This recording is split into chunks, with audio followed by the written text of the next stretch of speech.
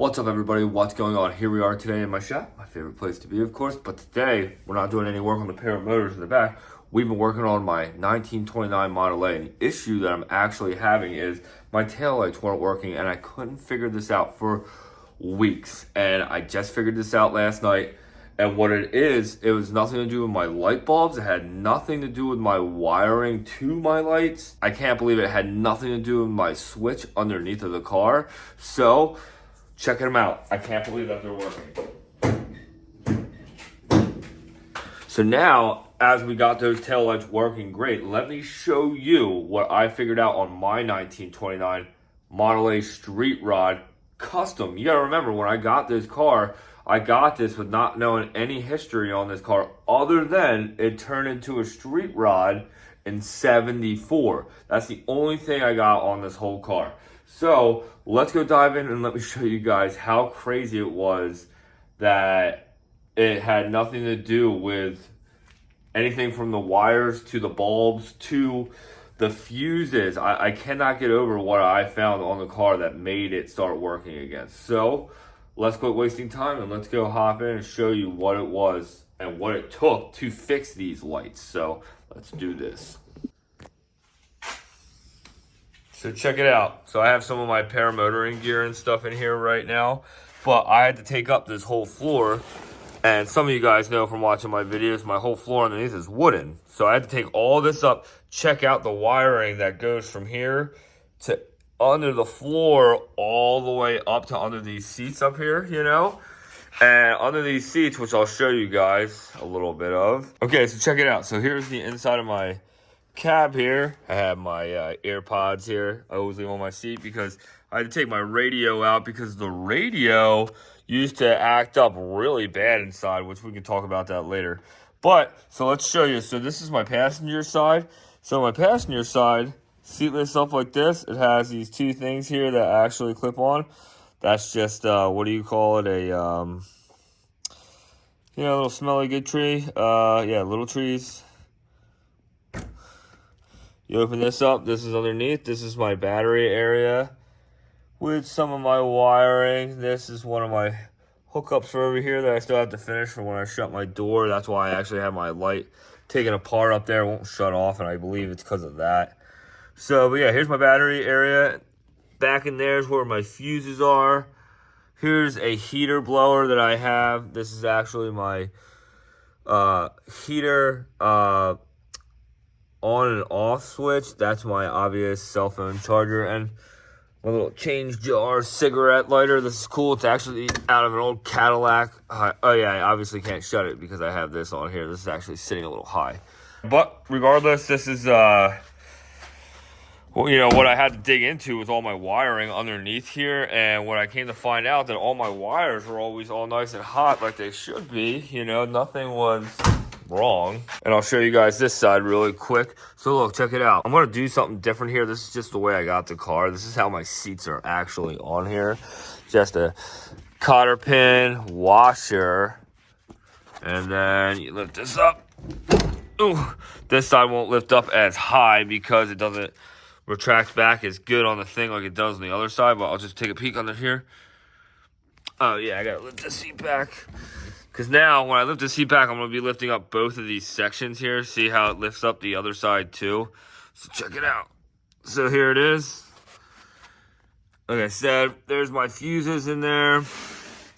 Here's my reservoir for my brakes. Sorry, it's about my finger. Hard to hold the camera and do this. Here's the rest of my heater core right there. But, yep, there's underneath my seats. Here's some new smelly good trees or whatever you call them. So, yeah, but I'll hook all that back up. But, yeah, so now, like I was saying, so in here is where obviously my fuses are for the brakes. So I was trying to fix that, trying to figure out what the problem was. And then I came to find out that all my fuses were fine. All my wires were running hot like they should have been. And then over here, I found some mystery wires here in my column here, which is super crazy, right? So I had this wire hanging, right? And I'm like, what is this? And then behind my carpet here, I have a few other wires that were just hanging off of this whole thing, which we're going to come right back to this, but we're going to go underneath the car, and I'm going to show you now my switch that's underneath the car. So let's get to that really quick. Okay, underneath my car. Let's get. Ooh, my transmission.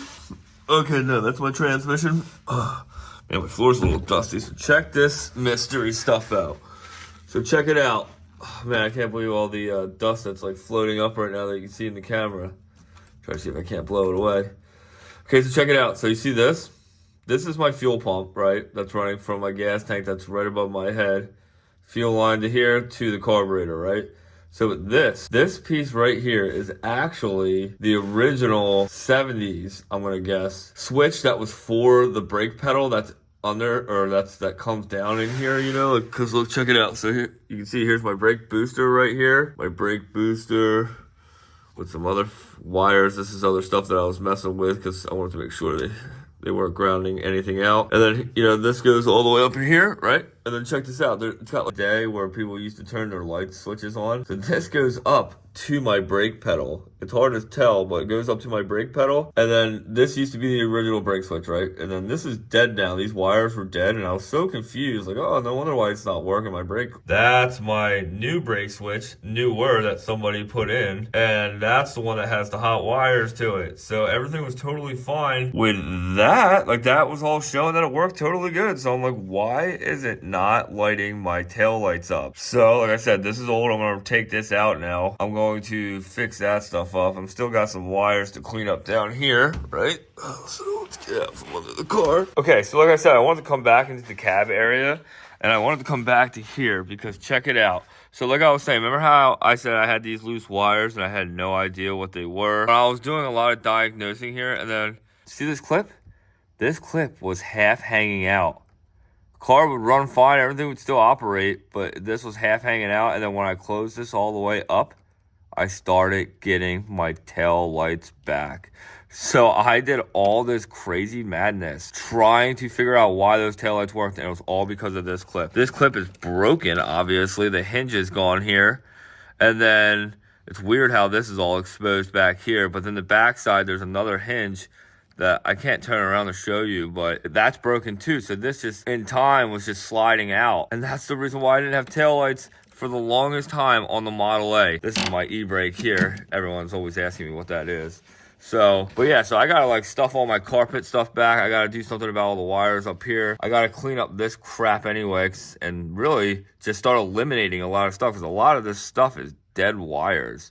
Like, see, I found this just hanging out like this. Same thing with this. This is just an open wire here. This, check this out. There's just exposed stuff in here. I gotta close some stuff up, try to make this thing a little bit tighter, cleaner. But yeah, but at least now I have my tail lights at least back in action, which makes me super happy. So hold on, I can show you guys the running lights. So running lights.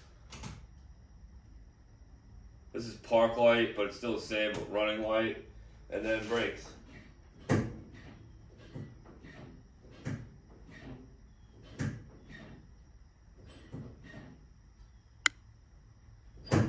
Super awesome, super happy about that. But just like that, we totally got my brake lights back. I'm super happy about that. I can now actually drive around legally without any problems. Before, I would drive around in the daytime and actually just use my headlight running lights as my brake lights, you know, just so people knew I was slowing down.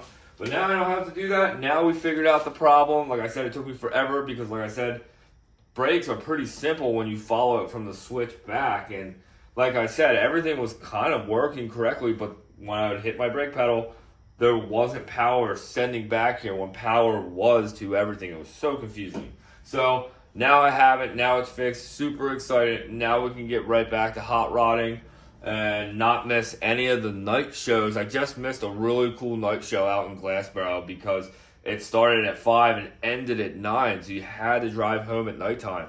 So, and there was no way I was just going to drive a black car home with just running lights. So, but yeah, so now we got that figured out. Now it'll be to the next project. I have a couple other things I'm trying to do with the Model A, so make sure you guys all stay tuned. I hope you guys all do enjoy. And yeah, until the next one, we got some cool epic things going on with the paramotor life, so make sure you guys all stay tuned. So thanks again for watching, and I'll see you guys then.